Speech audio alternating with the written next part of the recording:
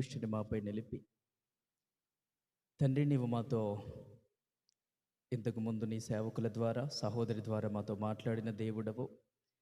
నాయన నా ప్రభువా, ఇప్పుడు నేనును నీ పక్షముగా నిలబడుతూ ఉండగా,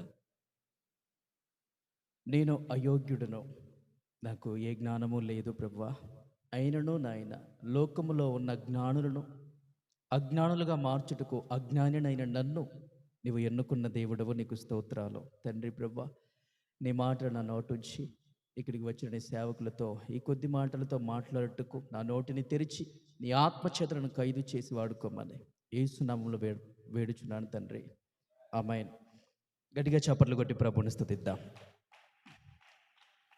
చేతులు కదులుతున్నాయి కానీ సౌండ్ రావట్లే. హల్లెలూయా. దేవునికి